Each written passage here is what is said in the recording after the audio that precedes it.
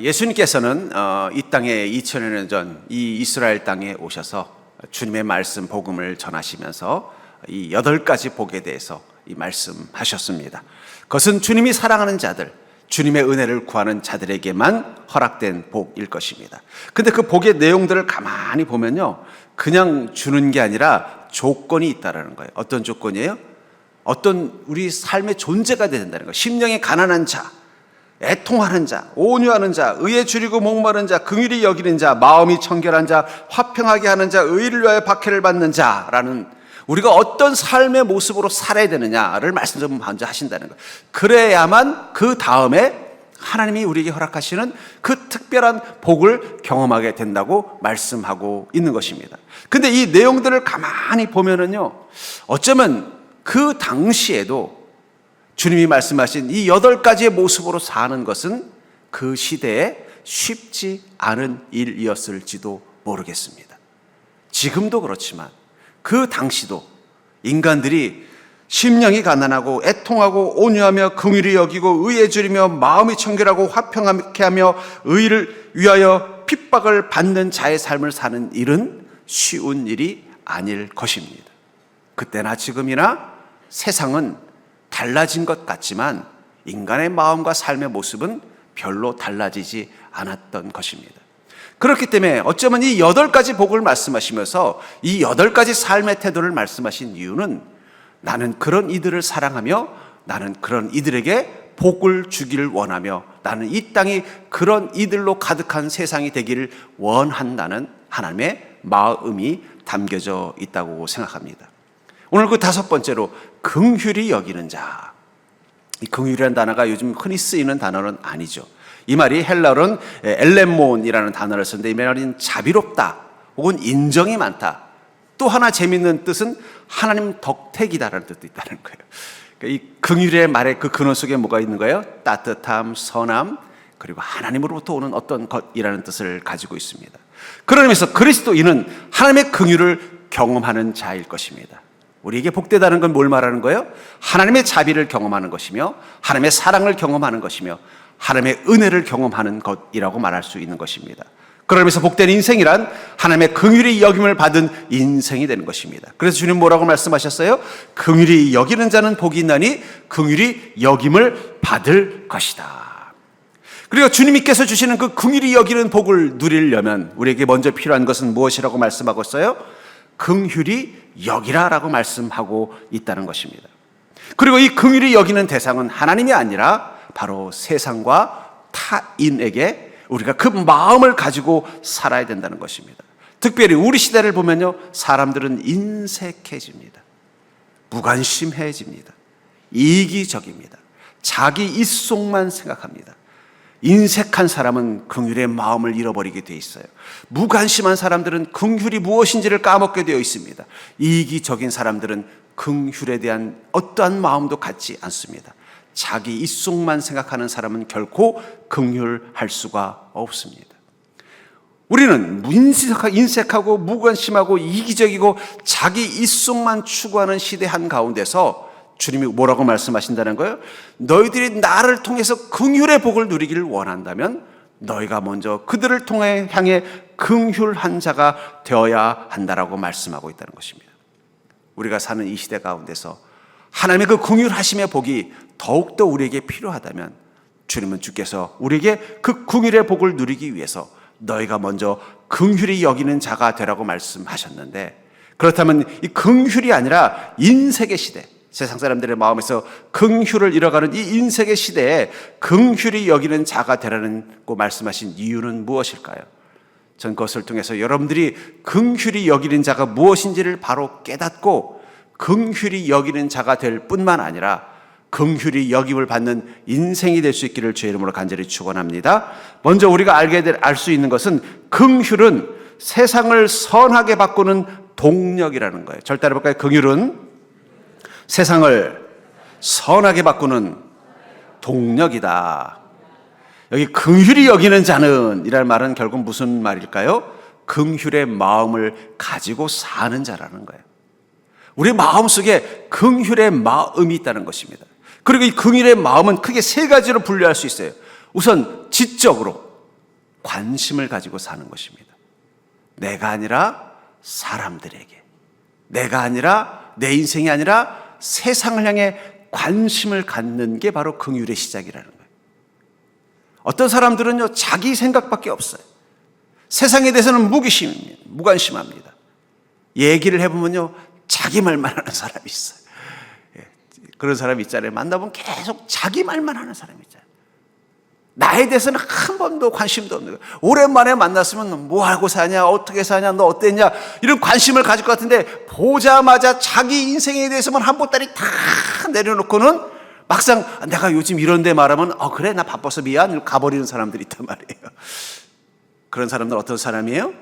관심이 없는 사람이라는 거예요. 긍휼은 내가 아니라 다른 사람에게 관심을 갖는 거예요. 긍휼은 내 세상이 아니라 다른 세상을 향해 관심을 갖는 게 바로 긍휼의 시작이라는 거예요. 하나님은 우리 인생에 관심이 있으셨기 때문에 이 땅에 한 인간으로 오신 것입니다. 또 감성, 정서적인 면에서는 공감이 바로 긍휼입니다. 공감. 다른 사람의 마음을 함께 경험할 수 있는 능력. 그 반대는 뭐예요? 인색함이죠. 인색함. 남들이 뭐하라고 하든 그들에 대한 관심이 없어요. 또 하나는 자기 연민에 사로잡혀 있어요. 자기 슬픔에만 사로잡혀 있는 거예요. 여러분, 긍휼한 사람은 우울증에 빠지지 않습니다. 왜냐하면 내 슬픔보다 다른 사람의 슬픔이 내 마음의 아픔이 되기 때문에 내 슬픔을 거둬들일 관심을 가질 겨를이 없는 거예요. 옛날에 우리나라가 참 어렵고 고생하던 시절, 어머님들의 삶을 이렇게 돌아보면요, 평생 그 마음속에 자기 처지와 자기 인생에 대한 슬픔을 돌아볼 여력이 없었어요. 오직 가족들의 아픔들, 가족들의 문제에 모든 마음을 쏟고 사는데 그 마음을 다 써야 됐던 거예요. 그러니까 뭐 우울증이니 뭐니 이런 거 신경 쓸 틈이 없는 거예요. 그래서 우리 어머님들 분은 그래요. 아니, 엄마는 옛날에 갱년기 없었어요. 그럼 뭐라 그러냐면, 야, 갱년기가 뭐냐, 먹고 살기도 힘들어 죽겠는데 매일매일 내 마음속에 아이고 우리 자식 어떻게 해야 되나, 우리 남편 어떻게 해야 되나, 우리 부모님 어떻게 해야 되나, 아이고 이 일을 어떻게 해야 되나, 사람들 걱정하고 사느라고 내가 갱년기고 뭐고 느낄 틈이 없었다라는 말을 듣다가 문득 그렇구나, 어쩌면 현대인들이 왜 이렇게 우울증이 많아졌을까요? 공감력을 잃어버렸기 때문이에요. 자기만 너무 슬픈 거예요. 자기만 너무 불쌍한 거예요. 자기 인생에 대해서만 너무 괴롭고 애통하는 거예요. 근데 긍휼은 뭐라고요? 나를 향하는 게 아니에요. 다른 사람을 향하여 공감하는 것입니다. 나는 겨우 이런 일 가지고도 이렇게 낙심하는데 저 사람은 얼마나 힘들까? 그 공감하는 것. 그것도 긍휼의 세 번째 요새는 실천력의 문제에서는 책임입니다. 이런 긍휼을 가진 사람은 책임감이 강하게 돼 있어요. 제가 전에도 예화를 몇 번 들었습니다만은 우리 최일도 목사님이 이 바퍼라는 이 사회복지재단을 만들게 된 계기, 이제 신학교를 졸업하고 미국으로 유학을 가려고 하다가 마침 그 살던 집이 청량리역 근처였던 것 같습니다. 마침 학교에서 이제 나와서 청량리역을 통해서 이제 집으로 가려고 보니까 한 나이 드신 할아버지 노숙자가 누워 계신 거예요. 근데 보니까는 밥을 못 먹고 그 병들어서 누워 계신 모습 보니까 너무 마음이 아픈 거예요. 이게 긍휼이 작동된 거예요. 집에 돌아가서는 아이고 뭐 누군가 와서도 도와주겠지 하고 생각하고 있었는데 막 마음이 뭐 괴로워서 못 견디겠네. 그러니까 이제 관심이 그분에게 쏠리니까 가만히 있지를 못하겠다는 거예요. 뭘 해야 되나? 내가 할 수 있는 게 없잖아요. 가난한 신학생이니까. 그럼 가서 배라도 좀 채우시게 라면이라도 끓여드릴까? 하고는 번호하고 라면하고 코펠 가져가서 갔더니 아니라 다를까 여전히 할아버지가 그 구석에서 비를 피하고서 그렇게 괴로워하고 계시는 걸 보니까 거기서 라면을 끓여드렸더니 너무너무 고마워하더라는 거예요. 그때부터 어떻게 돼요? 그분들에게 라면을 끓여드리는 게 자기의 책임이 돼버린 거예요. 긍휼은 책임감하고 연결되어 있습니다. 그러니까 무책임한 사람은요, 긍휼의 마음이 없는 사람이에요. 여러분, 긍휼의 마음이 있는 사람은 책임감을 가질 수밖에 없어요. 왜요? 이거 내가 이 힘든 사람, 가족을 향해서도 긍휼이 생기면 어떻게 돼요? 지금 우리 가족들이 이렇게 힘든데 내가 어떻게 모른 척해? 뭔가 책임을 지려고 애를 쓰게 돼 있다는 거예요. 반대로 긍휼이 없는 사람들은요, 자기의 권리와 유익만 생각합니다. 그리고 모든 관계를 타산적으로 계산해서 내게 손해가 되느냐 이익이 되냐만 계산하면서 관계를 맺어간다는 거예요. 결국은 이 세상을 지탱해 나가는 건요, 사람들의 마음 가운데 긍휼이 있어서예요. 관심을 가지고 공감을 하고 내가 책임져야겠다는 마음을 가질 때, 그때부터 세상은 어떻게 돼요? 선한 세상으로 바뀌어 나가는 거예요. 우리 시대는요, 여러 가지 시스템과 사회 구조가 잘 돼 있는 그런 첨단 사회를 삽니다. 그러다 보니까는 어떻게 보면 긍휼의 여김을 받아야 되는 그 사람들을 향해서 그냥 시스템과 사회 구조에 막히는 거예요. 복지제도 잘 돼 있는데, 나라에서 이렇게 또 하면 되는데. 근데 거기에 빠져 있는 게 있다는 거예요. 긍휼의 마음이 빠져 있다는 거예요. 근데 정말 이 세상을 아름답고 선하게 바꾸는데 가장 중요한 건요, 긍휼의 마음이에요. 최일도 목사님이 긍휼의 마음 가지고 라면 한 그릇 끓여준 것과 정부에서 보조금으로 쌀밥을 해주는 것과 그 병든 그 노숙자 할아버지에게 어떤 게 더 큰 복일까요? 기계적으로 저기 노숙자 한 명이 누워 계신데 전화했더니 그래요? 가서 누가 와서 도시락 싸가지고 와서 자 택배로 퀵으로 도시락 가져와서 당신 못 먹었는데 우리 정부에서 이렇게 준비했습니다 하고 도시락 띵 놓고 가는 것과, 버너하고 이 물하고 이 라면 가지고 와서 할아버지 며칠째 보니까 여기서 누워 계시는데 식사도 못 하셨죠? 제가 맛있는 거 사드리고 싶은데 돈은 없고 라면이라도 끓여드릴게요 해서 라면을 끓여줬을 때 그 할아버지를 배불리게 하는 것은 무엇입니까? 그건 그 긍휼의 마음이라는 거예요. 어쩌면 세상에서 점점 없어지는 거는요, 긍휼의 마음을 사람들이 잃어가고 있다는 거예요. 마음은 없고 그냥 사회 제도와 구조 속에서만 하려고 하니까 어떻게 돼요? 계속 다투고 싸우는 거예요. 마태복음 14장 14절부터 15절에 보면은 예수께서 나오사 큰 무리를 보시고 불쌍히 여기사 그 중에 있는 병자를 고쳐주시니라. 저녁이 되매 제자들이 나와 이르되 이곳은 빈들이요 때도 이미 저물었으니 무리를 보내어 마을에 들어가 먹을 것을 사 먹게 하소서. 예수님께서 많은 병자들을 치료하고 오병의 기적을 일으키신 동기를 뭐라고 말씀하세요? 큰 무리를 보시고 불쌍히 여기셨다라는 거예요. 주님이 병자들을 치료하시고 굶주린 이들에게 떡을 준비하셨던 동기는 뭐라는 거예요? 긍휼한 마음이라는 거예요. 그 긍휼한 마음이 어쩌면 진짜 치유이고 그 긍휼한 마음이 진짜 그들을 배불린 힘일 것입니다. 우리도 마찬가지 아닐까요? 만약에 우리가 기도할 때마다 하나님께서 어디 쿠팡으로 배달해 준다면 그걸로 우린 기쁠까요? 하나님 만난 복이 있다고 생각할까요? 하나님께서 우리에게 천국 전화번호 가르쳐 주면서 또 쌀 떨어지면 나한테 기도해라. 그럼 내가 쿠팡으로 농협쌀 한 포대 보내줄게. 또 집 없으면 기도해라. 그럼 내가 이렇게 해서 주택공사에서 집 한 채 해줄게.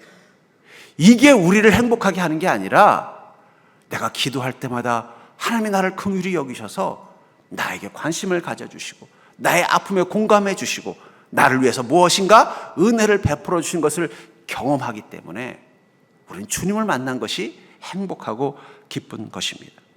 전 그래서 하나님의 기적은 바로 긍휼의 마음에서부터 시작이 된다고 생각해요. 그래서 주님 뭐라고 말씀하세요? 긍휼히 여기는 자가 되라는 것입니다. 내가 긍휼히 너희들을 여기는 것처럼 너희도 긍휼히 여기는 그 마음을 가지고 살라는 거예요. 어쩌면 지금 세상이 점점 풍요로워지는데도 불구하고 사람들의 삶의 모습에 보면 행복을 잃어가는 이유는, 선함을 잃어가는 이유는 긍휼의 마음은 없어도 된다는 생각. 여러분들 무엇을 하든 하다못해 다른 사람을 향해서 조그만 것을 하나 하더라도 긍휼의 마음을 가지고 나아갈 때 그것이 쌓이고 쌓여야 세상은 하나님의 나라로 바뀔 수 있는 것입니다. 전 여러분들이 그 긍휼의 마음을 잃지 않는 자가 되기를 주의 이름으로 축복합니다. 무엇보다도 우리가 긍휼의 마음을 가지고 살려고 노력을 하면은요, 우리 안에 선이 점점 드러납니다. 여러분들, 우리 안에는 선악과의 약성이, 독성이 여전히 우리 안에 있습니다. 그러니까 우리 안에서 악이 나올 수도 있고 우리 안에서 선이 나올 수도 있는 거예요. 근데 어떨 때 선이 나오느냐? 내가 긍휼의 마음을 잃어버리지 않으면 우리 안에 선이 나와요. 근데 내 안에 긍휼의 마음을 잃어버리면 우리 안에서 악이 드러나게 돼 있는 거예요. 그렇기 때문에라도 우린 긍휼의 마음을 가지고 사는 자가 되어야 할 줄 믿으시기 바랍니다. 주님께서는 긍휼히 여기는 자가 되라고 명령하고 계신 것입니다. 그리고 그렇게 긍휼히 여기는 자가 될 때 바로 우리는 긍휼하신 하나님을 만날 수 있는 것입니다. 긍휼히 여기는 자는 복이 있나니 어떻게 된다고요? 긍휼히 여김을 받을 것이며. 결국 우리가 주님의 은혜를 누린다는 건 뭘 말하는 거예요? 하나님께 긍휼히 여김을 받는 것입니다. 그래서 여러분, 우리는 기도할 때 늘 주님 앞에 뭐라고 기도합니까? 주님, 나를 불쌍히 여기소서. 불쌍히 여겨달라는 얘기는 무슨 말이에요? 다른 말로 표현하면 하나님, 나를 긍휼히 여겨달라는 것입니다. 하나님께서 우리를 긍휼히 여겨주시는 순간 바로 우리가 그것이 바로 하나님의 그 복을 누리는 인생이 되는 것입니다. 전 그런 의미에서 아까도 말한 것처럼 하나님께서 우리를 긍휼히 여겨주시는 건 단순히 우리의 병을 치료하는 것을 뛰어넘어서, 단순히 우리의 부족한 걸 채워주는 것을 뛰어넘어서 하나님이 나를 사랑하시고 하나님은 내 인생에 향해 관심을 가지고 계시고 하나님은 내 인생에 대해서 아파하시고 하나님께서는 내 인생을 책임지기로 결정하셨다는 것을 우린 그 사건들을 통해서 보는 것입니다. 그래서 성경에서도 보면 그런 사건들이 나오죠. 열왕기상 19장 5절부터 7절에 보면은 이 엘리야가 인생의 어떤 어려움과 힘든 상황 가운데 번아웃이 됐어요. 자기가 하던 그 일들이 계속 실패를 경험하고 어려움을 겪으니까 자기도 모르게 번아웃이 돼서 이 로뎀나무 아래에서 어떻게 보면 죽기를 청할 만큼 그 심적으로 아주 괴로운 시절이었습니다. 그때 하나님께서 천사를 보내셔서 이렇게 하시죠. 로뎀나무 아래에 누워 자더니 천사가 그를 어루만지며 그에게 이르되 일어나서 먹으라 하는지라. 본즉 머리맡에 숯불에 구운 떡 한 병과 물이 있더라. 이에 먹고 마시고 다시 누웠더니 여호와의 천사가 또다시 와서 어루만지며 이르되 일어나 먹으라. 내가 갈 길을 다 가지 못할까 하노라.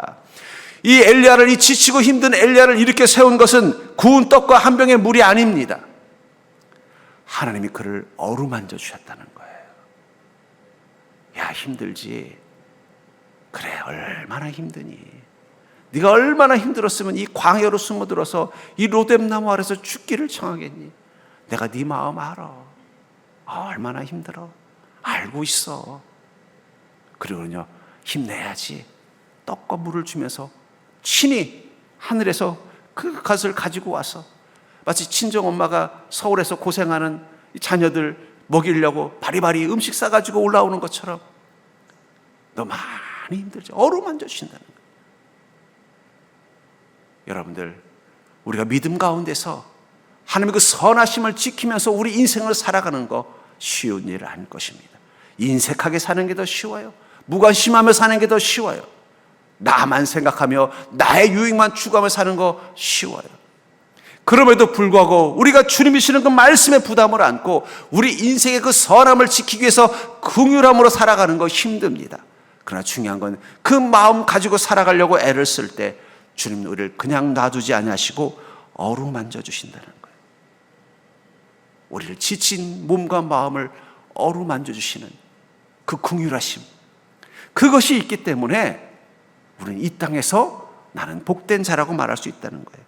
또 사도행전 27장 23절부터 24절에 보면은 사도 바울이 이 지중해를 건너다가 태풍을 만나서 배가 자초될 직전에 처했습니다. 그 상황 가운데 다들 근심과 걱정에 사로잡혀 있는 그 배 안에 있는 사람들을 향해 이렇게 말합니다. 내가 속한 바 곧 내가 섬기는 하나님의 사자가 어젯밤 내 곁에 서서 말하되 바울아 두려워하지 말라. 내가 가이사 앞에 서야 하겠고 또 하나님께서 너와 함께 행하는 자를 다 내게 주셨다 하였으니, 바울에게 가장 큰 기쁨은요, 너 걱정하지 마, 너는 반드시 로마까지 무사히 도착할 거야, 이 말이 아니라 어젯밤 내 곁에 서서 말했다는 거예요. 그 밤은 어떤 밤이에요? 바깥에서는 태풍 소리가 요란하게 울리고 돛이 부러지는 소리가 나고 배는 막 삐그덕삐그덕 하면서 막 물이 넘쳐 들어오고 구석구석에서 물이 샌다고 막 선원들이 물을 퍼내느라고 정신없는 그날 밤, 하나님은 바울 옆에 앉으셔서 뭐라고 말하는 거예요? 걱정하지 마. 너 나가 함께 있는데 왜 이렇게 무서워해? 우리도 그럴 때가 있죠. 내가 처한 환경을 보면요, 마치 그 풍랑을 만난, 태풍을 만난 배 안에 있는 나처럼 모든 게 다 끝장날 것, 침몰할 것처럼 두렵게 느껴지는 그 시간, 우리를 긍휼히 여기시는 하나님이 우리 옆에 계신 것을 느끼는 것입니다. 여러분, 그리스도인의 가장 큰 축복은 가장 절망의 깊은 어둠 속에서 내 옆에 함께 계신 하나님의 온기를 느끼는 거예요. 내가 혼자가 아니구나. 여러분, 어두운 밤길도 혼자 가면 무섭지만 누군가랑 같이 가면 안 무섭습니다. 어려운 일도 혼자 겪으면 참 힘든데 같이 어려운 일 겪어주는 사람이 있으면요 더 힘들어요. 하물며 하나님이 이 가장 어렵고 힘든 시간 한가운데 내 곁에 서서 말씀하신다는 거예요. 나를 향해서 너 나를 보고 가면 되지. 왜 이렇게 근심하고 있어? 내가 지금 너와 함께 있는 걸 보면 되지. 왜 자꾸 상황만 보고, 왜 환경만 보고, 왜 이렇게 걱정하고 있어? 그 음성 들리면 그 순간 어떻게 돼요? 내 마음에 평안이 오는 것입니다. 저는 여러분들이 오늘 이곳에서 여러분들 옆에 함께 계신 주님의 음성을 들을 수 있는 복이 있기를 주의 이름으로 축복합니다. 그게 바로 긍휼하신 하나님을 경험하는 것입니다. 또 마가복음 6장 47절부터 51절에 보면은 예수님의 제자들이 예수님 없이 혼자 이 갈릴리 호수를 건너다가 풍랑을 만나요. 그 풍랑 속에서 두려워하고 있는 장면을 이렇게 설명하고 있습니다. 저물매 배는 바다 가운데 있고 예수께서는 홀로 무태 계시다가 바람이 거스름으로 제자들이 힘겹게 노젓는 것을 보시고 밤 사경쯤에 바다 위로 걸어서 그들에게 오사 지나가려고 하시매 제자들이 그가 바다 위로 걸어오심을 보고 유령인가 하여 소리 지르니 그들이 다 예수를 보고 놀라며 이에 예수께서 곧 그들에게 말씀하여 이르시되 안심하라 내니 두려워하지 말라 하시고 배에 올라 그들에게 가시니 바람이 그치는지라 제자들이 마음에 심히 놀라니라. 배를 타고 가는데 풍랑을 만난 거예요. 아무리 노를 저어도 배가 갈 기미를 보이지 않고 점점 더 그 바람에 배가 휘청휘청이고 있는 것을 주님께서 어떻게 했다고 말씀하고 있어요? 바람이 거스름으로 제자들이 힘겹게 노젓는 것을 보시고. 여러분, 무태 계신 예수님은 무엇을 본 거예요? 제자들이 그 풍랑을 만나서 허우적거리고 있는 모습을 보셨다라고 말하고 있어요. 보시자마자 어떻게 했다고 말하고 있는 거예요? 그 물 위로 뛰어들어가신 것입니다.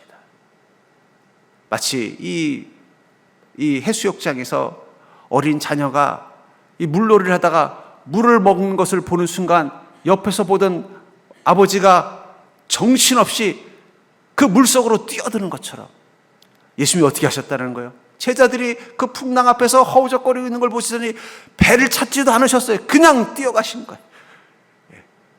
뛰어서 무리를 걸어 달려오신 것입니다. 예수께서 무리를 걸어오셨다는 게 이 장면에서 가장 중요한 게 아니에요. 예수님이 오시자 그 바람이 잠잠해져서 그 배들이 멈췄다는 게 중요한 게 아니라 배 제자들이 이 풍랑을 만나 허우적거리고 있을 때 주님이 멀리서 보기만 하지 못하시고 직접 달려오셨다는 게 중요한 거예요.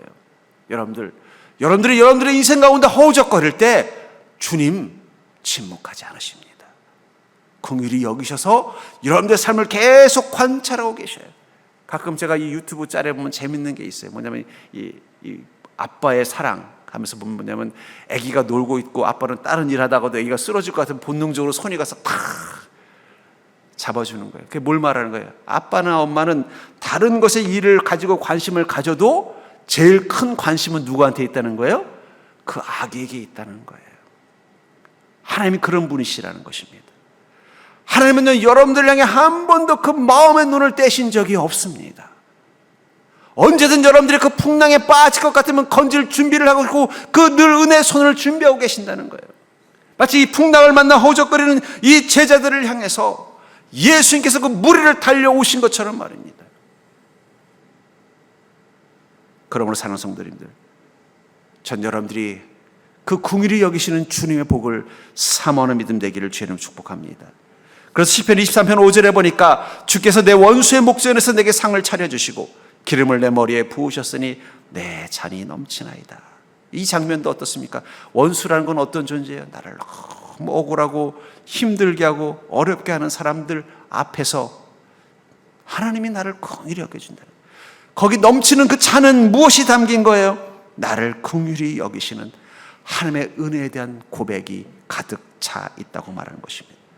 나는 원수도 있고 풍랑도 있고 억울한 일도 있고 힘든 일도 있지만 그 그보다 더 크신 주님의 긍휼이 있기 때문에 나는 내 인생, 내 잔이 넘친다고 고백할 수 있습니다. 저는 그게 그리스도인의 복이라고 믿습니다. 그 긍휼의 하나님, 그 긍휼의 하나님이 여러분들을 긍휼히 여기실 수 있도록 지금 여러분들이 가져야 되는 기도는 무엇일까요? 나를 불쌍히 여기소서. 모든 기도의 기초는 주님, 나를 불쌍히 여기소서. 나의 연약함과 나의 부족함을 불쌍히 여기소서. 긍휼히 여기는 기도이어야 할 것입니다. 여러분, 중보기도의 시작은 무엇일까요? 그것은 그들을 긍휼히 여기소서, 그들을 불쌍히 여기소서. 거기서부터 시작이 되는 것입니다. 세 번째로, 긍휼히 여기는 자가 되라 하시는 이유는 바로 하나님께서 베푸시는 세 가지 긍휼의 축복을 우리가 경험할 수 있기 때문이에요. 그렇다면 우리를 긍휼히 여기시는 주님께서 우리에게 긍휼을 베푸실 때 그것은 구체적으로 어떤 축복일까요? 여기 복이 있나니. 여러분, 우리 긍휼하신 하나님을 만났을 때 우리는 비로소 우리 인생이 복이 있는 인생이라는 사실을 깨닫게 된다고 말하고 있습니다. 저는 그것을 이 세 가지 복이라고 정의를 내릴 수 있을 것 같아요. 첫째는 존재의 긍휼입니다. 우리는 존재의 복을 누리게 된다는 거예요. 시편 2편 7절에 보니까 내가 여호와의 명령을 전하라. 여호와께서 내게 이르시되 너는 내 아들이라. 오늘 내가 너를 낳았도다. 여러분들, 우리는 흙으로 빚어졌지만 하나님의 사랑으로 하나님의 자녀가 되는 존재가 되었습니다. 허망한 존재가 아니라는 거예요. 주께서 오늘 내가 너를 낳았다. 그 말은 뭐예요? 전문 용어로 말하면 어이구 내 새끼라는 뜻이라는 거예요. 명절 때 저 부모님 찾아가면 뭐 어린 자녀들이 있으면 어때요? 손자들이 있으면 그냥 그 이뻐가지고 어쩔 줄 모르면서 네가 어디서 나왔니? 막 하는 그 마음. 하나님 우리를 그렇게 사랑하시면서 우리가 그런 가치 있는 존재라고 말하는 것입니다. 또 누가복음 3장 38절에는 그 위에는 에노시요, 그 위는 셋이요, 그 위는 아담이요, 그 위는 하나님이시니라. 여러분들, 우리 인간은 피조물입니다. 우리의 족보의 끝을 거슬러 올라가면 아담 정도가 맞는데 그 위에 누구라고 말씀하고 있어요? 하나님이시다. 하나님 우리를 자녀 삼아 주셨다는 법. 하나님께서 우리 인생을 창조하셨을 뿐만 아니라 하나님의 작품으로 여긴다는 거예요. 여러분, 우리 인생은 하나님의 작품이라는 사실을 기억하시기 바랍니다. 그렇기 때문에 우리 인생에 주님이 주시는 그 긍휼의 복이 있다는 거예요. 에베소 1장 11절에 보니까 모든 일을 그의 뜻의 결정대로 일을 하시는 이의 계획을 따라 우리가 예정을 입어 그 안에서 기업이 되었으니. 우리는요, 하나님의 그 모든 삶 속에서 하나님의 그 뜻의 결정대로 일한다. 하나님의 뜻이 임하는 인생이라는 거예요. 여러분들의 삶의 모든 것들은 하나님께서 반드시 하나님의 뜻을 가지고 여러분의 삶 가운데 함께 계심을 믿으시기 바랍니다. 여러분들이 무엇을 하고 어디를 하든 그 배후 속에 뭐가 있는 거예요? 하나님의 계획이 있다는 거예요. 전 여러분들이 꼭 기억하셨으면 좋겠어요. 여러분들에게 좋은 일이 있든 나쁜 일이 있든 여러분들이 어떤 상황 가운데 있든 거긴 반드시 하나님의 뜻과 계획이 있음을 기억하는 믿음 되기를 축원합니다. 그렇기 때문에 우리가 어떤 삶을 선택하느냐의 가장 중요한 질문은 뭐예요? 하나님의 뜻이 무엇인가? 하나님의 계획이 무엇인가를 묻는 질문이 필요한 거예요. 하나님, 지금 제가 이런 상황, 이런 선택의 상황인데 하나님의 뜻이 무엇입니까? 하나님은 어떤 계획을 가지고 계십니까? 그것을 말씀해 주십시오. 우리가 예정을 입어 하나님이 이미 우리를 그 복된 인생으로 만들기 위해서 그 뜻과 계획 가운데 우리를 이끌어 가시면서 그 안에서 기업이 되게 하셨다는 거예요. 기업이 됐다. 이 기업이 된다는 말이 에베소 1장 18절에서는 이렇게 말하고 있습니다. 또 여러분의 마음의 눈을 밝혀주셔서 하나님의 백성이 된 여러분이 무엇을 바랄 것인지, 또 성도들과 함께 여러분이 물려받을 축복이 얼마나 놀랍고 큰 것인지를 알게 하여 주시기를 바랍니다. 이 기업이라는 말을 물려받을 큰 축복이라고 표현하고 있다는 거예요. 여러분, 하나님께서는 우리에게 기업이 되게 하셨습니다. 물려받을 큰 축복을 주신 존재라고 말씀하고 있다는 거예요. 믿으십니까? 별로 실감이 안 나시나? 우리는 하나님께서 우리 인생을 하나님의 뜻과 계획 가운데서 만들어가는 인생이라니까요. 여러분들은 메이드 인 지저스예요. 하나님이 만드신 존재예요. 그냥 뭐 태어날 때 그렇게 존재가 아니라 지금도 하나님이 여러분들의 인생을 빚어가는 거예요. 그냥 외모만 빚어가는 게 아니라 인생 자체를 하나님의 계획과 뜻으로 만들어가고 계신다는 거예요. 어떤 존재로요? 기업으로, 하나님의 그 복된 존재라는 것을 세상이 알게 하기 위해서 우리를 사용하고 계신다는 거예요. 그러니까 여러분들의 인생에 대한 기대감을 놓지 마십시오. 지금 당장은 내 삶 속에 뭔가 내가 초라하게 느껴지는 일이 있을 수 있고, 내가 실패자같이 느껴지는 상황이 될 수도 있고, 내가 하는 일들마다 다 맡겨서 내가 아무것도 아닌 존재처럼 느껴지겠지만, 그 가운데서도 하나님의 계획과 하나님의 뜻은 계속 내 삶을 만들어가는 것입니다. 제가 한 유튜브에서 어떤 이 도자기를 만드시는 분이 이 도자기를 만드는 과정을 이렇게 짧게 요약한 걸 봤어요. 보면은요, 그 산에서 그냥 흙을 대충 퍼가지고 차로 갈라가지고 그것을 또 반죽을 해가지고 그걸 덩어리를 만들어서 그걸 쪼개가지고 하나씩 하고 불을 굽는 그 쭉 과정을 보면서, 만약에 그 끝에 완성된 이 작품만 보면은 이게 그냥 산 속에 있는 흙일 뿐이라는 사실을 아무도 모를 것입니다. 근데 그 흙 아무것도 아닌 것이 이렇게 멋진 그릇으로 바뀌어나가는 그 과정을 보면서 결국은 그 모든 과정에 누가 있는 거예요? 그 그릇을 만드는 도공의 관심이, 도공의 손길이, 그리고 이 작품을 본인이 기쁨이 될 수 있는 아름다운 작품으로 만들기 위한 그 도공의 그 모든 에너지가 그 안에 들어가서 만들어진다는 거예요. 여러분들이 지금 그 중간의 상황, 흙으로 발견되든 아니면은 물에 뭉쳐져서 발로 짓밟히는 상황이든, 아니면 그것이 어떤 그 틀에서 빚어져 가기 위해서 주인의 손에 의해서 조물락조물락 만들어지는데 이게 모양이 제대로 된 이쁘지도 않은 그런 진흙 덩어리이든, 그 모든 과정은 지금 주인의 뜻과 계획 가운데서 주인의 기업이 되게 하기 위해서 이루어져가는 과정이라는 거예요. 여러분, 다 그런 존재입니다. 주님은 지금도 여러분들의 삶을 빚어가고 계십니다. 실패가 아니에요. 만들어가고 계신 거예요. 곤고함이 아닙니다. 하나님께서 지금 우리를 좋은 그릇으로 만들기 위해서 진흙을 발로 이기고 계신 시간일 뿐이라는 거예요. 거기서 우리는 주님의 은혜를 사모하면서 우리 인생을 주님의 그 예정하심과 인도하심에 맡기기로 나아가면 점점 우리 삶이 하나님의 그 기업으로 바뀌어 나가는 것을 경험하게 되는 것입니다. 그게 저는 두 번째 복이라고 생각합니다. 세 번째 복은 바로 시간의 복입니다. 갈라디아서 6장 8절에 보니까 자기 육체를 위하여 심는 자는 육체로부터 썩어질 것을 거두고 성령을 위하여 심는 자는 성령으로부터 영생을 거두리라. 좀 여기서 참 이상한 문장을 봅니다. 영생의 반대말은 뭐예요? 죽음 혹은 짧은 시간이어야 되는데 썩어질 것이라고 말하고 있다는 거예요. 전 그런 의미에서 영생의 시간, 하나님 우리 허락하신 그 영생의 시간의 반대는 썩어질 시간이라고 생각해요. 썩어진다는 건 뭘 말하는 거예요? 그건 의미 없는 것을 말하는 것입니다. 헛된 것을 말하는 거예요. 전 그런 의미에서 우리가 주님께서 우리의 인생 가운데 긍휼의 복을 내리실 때 가장 큰 복 중에 세 번째는 바로 우리 시간을 썩어질 시간이 아니라 영생의 시간, 가치 있는 인생으로 만드는 거예요. 여러분들, 그리스도인의 모든 시간들은 가치 있는 시간입니다.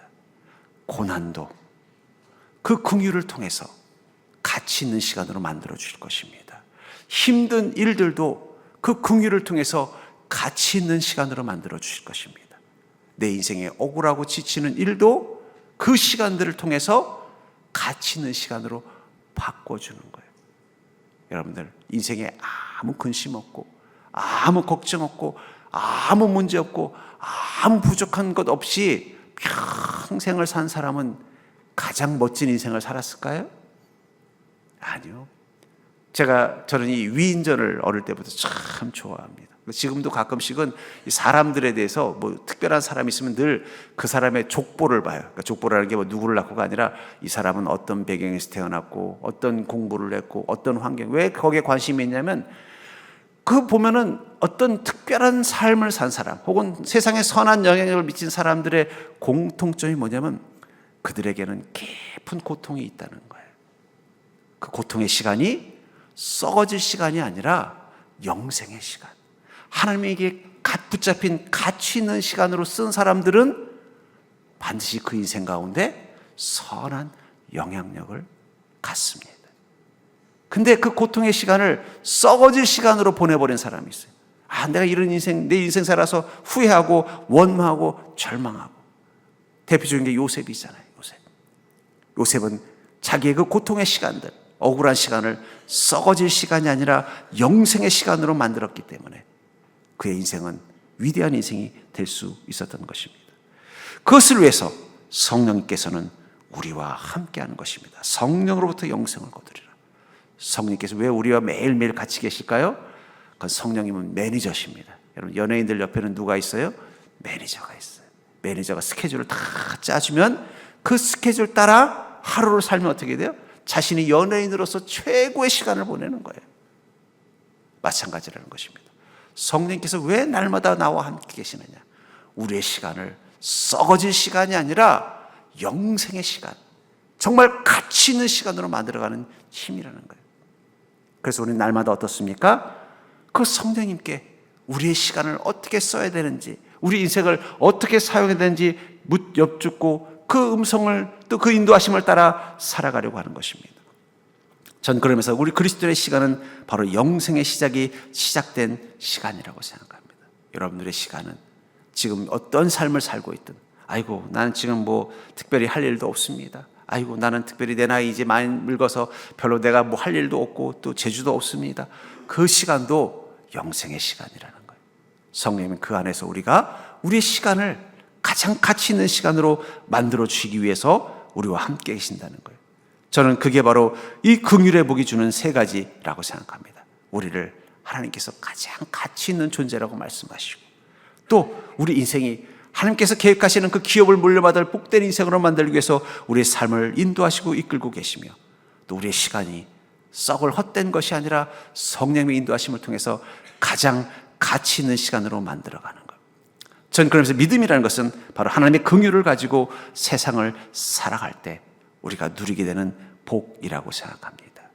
세상은 점점 인색해지고 있습니다. 긍휼을 잃어가고 있습니다. 그 시간 속에서 어쩌면 주님께서 우리에게 말씀하시는 너희들이 긍휼의 복을 누리기를 원한다면 이제 너희 마음 가운데 긍휼의 마음을 회복하고 긍휼의 마음을 가지고 살라고 말씀하고 계신 것입니다. 저는 사람들을 보면요, 특별히 이 길거리에서나 혹은 버스 안에서 사람들을 보면요, 하나같이 그 무표정한 표정을 볼 때마다 그런 생각이 들어요. 저 사람들의 마음 속에도 긍휼이 있을 텐데 그 마음을 언제 써봤나? 언제 그 마음을 가지고 살아봤나? 어쩌면 지금 하나님께서 우리에게 필요로 하시는, 바라시는 마음은 바로 긍휼의 마음입니다. 그리고 그 마음을 가지고 사는 인생이 그 인생 한가운데서 때로는 어려움과 곤란함을 겪더라도 하나님께서는 우리를 그냥 놔두지 아니하시고 우리에게 긍휼의 복으로 우리와 함께 하심을 믿으시기 바랍니다. 우리 그리스도인이 이 땅 가운데서 누리는 가장 큰 복은 바로 주께서 우리를 긍휼히 여기시는 복이라는 사실을 깨닫고 사는 그런 복된 인생이 되기를 주의 이름으로 간절히 축원합니다. 우리 다 같이 일어나셔서 우리 아까 헌금송 불렀던 찬양 혼자 걷지 않을 거예요. 그렇습니다, 여러분들. 우리는 결코 우리 인생의 바람, 인생의 곤란함, 인생의 고단함 속에 혼자 있지 않습니다. 우리가 주님의 마음으로 이 땅을 살아갈 때 주님은 우리를 긍휼히 여기셔서 우리 가운데 오시고 우리를 위로하시고 우리에게 힘을 주시고 그 긍휼의 복을 허락하실 것입니다. 전 여러분들이 그 복을 누리는 자가 될 수 있기를 주의 이름으로 축복합니다.